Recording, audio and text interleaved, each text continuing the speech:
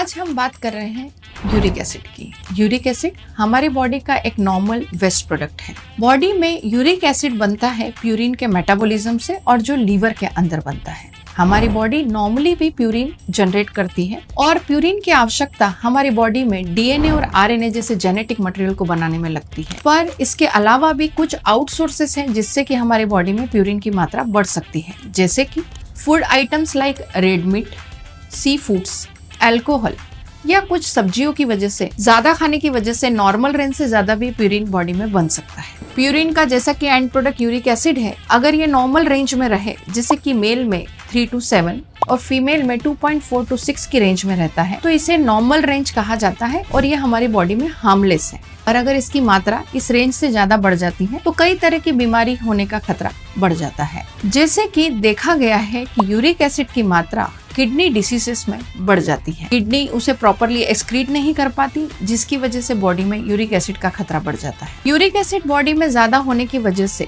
अगर उसके crystals joints में जमा हो जाए तो गाउट नाम की बीमारी क्रिएट करते हैं, जिसमें जॉइंट में स्टिफनेस, पेन, स्वेलिंग और रेडनेस आ जाती है। यही यूरिक एसिड अगर ज्यादा बढ़ जाए तो किडनी के अंदर स्टोन्स कर सकता है, जिसकी वजह से पेशाब जाने में तकलीफ हो सकती है, रुक रुक के पेशाब आ सकती है। यहाँ तक कि पेशेंट को lower abdominal pain, lumbar pain बहुत ज्यादा हो सकता है। यूरिक एसिड बढ़ने से देखा गया है कि बॉडी में हाइपरटेंशन, डायबिटीज होने के खतरे भी बढ़ जाते हैं। मेटाबॉलिक डिसऑर्डर्स कई तरह के होने की वजह से भी यूरिक एसिड बॉडी में ज्यादा बढ़ता है और अल्कोहल और ओबेसिटी की वजह से भी यूरिक एसिड की मात्रा बॉडी में बढ़ सकती है। अगर आप में इनमें से कोई कारण है, आप सबसे पहले उसे ट्रीट कराएं। यूरिक एसिड नॉर्मली बढ़ने पर मेडिसिन से इसे ट्रीट किया जा सकता है और यूरिक एसिड बॉडी में ज्यादा है, उसके लिए कुछ बेसिक टेस्ट कराकर हम ज्यादा यूरिक एसिड की मात्रा ब्लड में पता की जा सकती है, जैसे कि आप एक सीरम यूरिक एसिड टेस्ट कराएं। जॉइंट के अंदर अगर यूरिक एसिड है तो उसके फ्लूइड एग्जामिनेशन में भी यूरिक एसिड की मात्रा पता की जा सकती है। साथ ही साथ अगर यूरिक एसिड ज्यादा है तो यूरिन एनालिसिस में भी यूरिक एसिड की मात्रा बढ़ी है तो आप इस बीमारी को पता कर सकते हैं। यूरिक एसिड के ट्रीटमेंट में जहां एनसेड्स, स्टेरॉइड्स, कुछ यूरिक एसिड को कम करने वाली दवाइयां यूज की जाती है, जिसकी वजह से यूरिक एसिड की मात्रा बॉडी में कम करके पेशेंट की लाइफ नॉर्मल